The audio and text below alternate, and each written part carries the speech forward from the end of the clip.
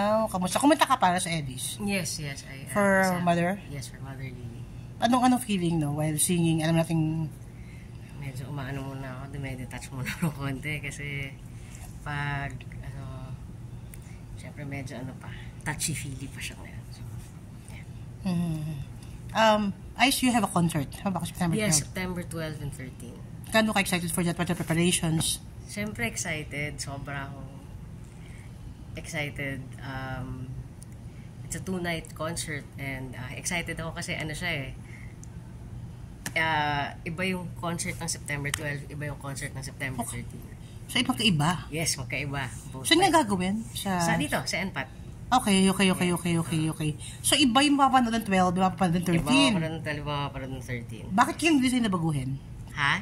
Why did you decide na baguhin yung... Siguro,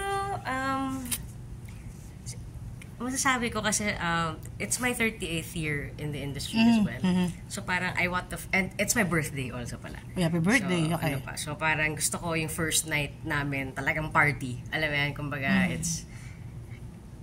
but the second night naman, since ang dami ring nangyari sa buhay ko, ito naman yung I want then the people to hear my story.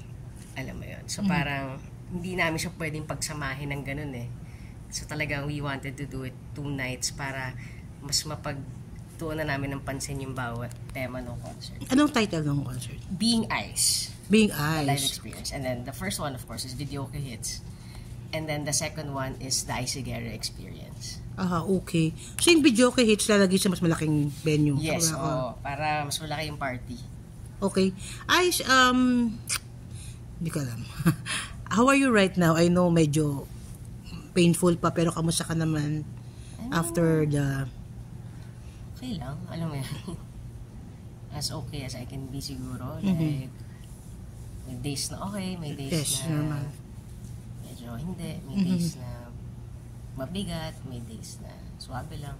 Iba-iba siya parang you don't know when it will hit yung grief, yung sadness, yung ganun. Minsan nga parang it strikes you in the most, in your most unguarded moments or mga moments na parang hindi mo inaakala pero doon ka na. Doon bigla no? Biglang tatamaan ka ng ganun no? Paano mo kinakaya yung mga ganun pagkakataon? Ganun, depende, iba-iba. Like, siguro kung meron man ako natutunan ngayon talagang, before kasi parang hindi ko siya iniiyak pero parang mas conscious yung decision ko ngayon na if I feel heavy, iiyak ko siya. At malaking tulong. Malaking tulong, sobrang laking tulong. Or pag hindi pa rin okay, usapin ko yung asawa ko, o kaya minsan susulat ako kung anong na-feel ko. Depende sa anong feeling. Ice kasi, we all know na when you say Ice Sigera kasi, mama ka rin nandyan Sa buong buhay mo, sa showbiz career mo, laging siya ang kasama mo, no? Diba? Alam naman ang lahat yan, diba? Hindi, pagka sinabing Ice Sigera, nandiyan agad si mami At aminin mo, ang daming kaibigang press niya. Sobra, sa totoo lang. Totoo, di ba? Alam natin yan. PR talaga. Sabi ko nga, kung naman ako yung pagka-PR niya, mabuti sana Pero siya yun and siya rin yung talagang masasabi ko na she would always remind me. Kahit mula nung bata ako hanggang ngayon alam mo yun, to really take care of the fans. Siya yun What are the things na lang, I hope you, na mas na-miss mo ngayon? Siguro yung presence niya talaga. Because my mom was very present. Until the very end, even if she was 84 years old na, she'd make sure na ano siya sa mga gigs ko, concert. Lagi yun Hindi lang, yun the personal stuff, alam mo yun. Nandun siya. Tsaka syempre yung luto niya. Yan, tsaka yun, yung pagmamasahe niya sa akin. Yan yung mga mamimiss ko. Namimiss mo right now. And gaano kalaking tulong si Miss Liza for you? Sa napakabigat na pinadaanan mo ngayon. Sobrang laki. Especially nung burol ni Mami. Kasi syempre,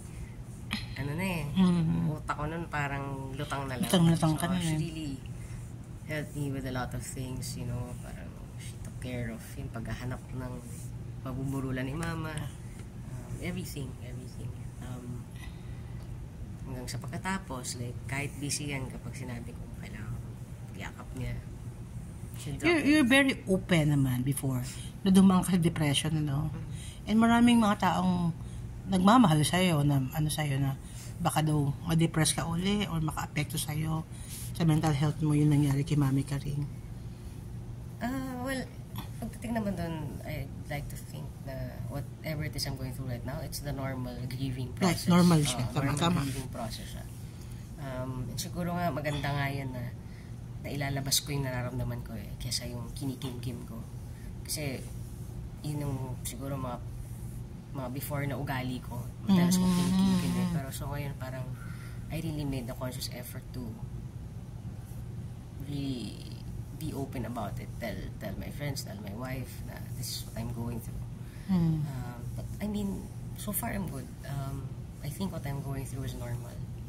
Yeah. At least, di ba, ngayon, ano na lang, message for your fans na was there for you, na pray for you. I really want to thank the fans. No?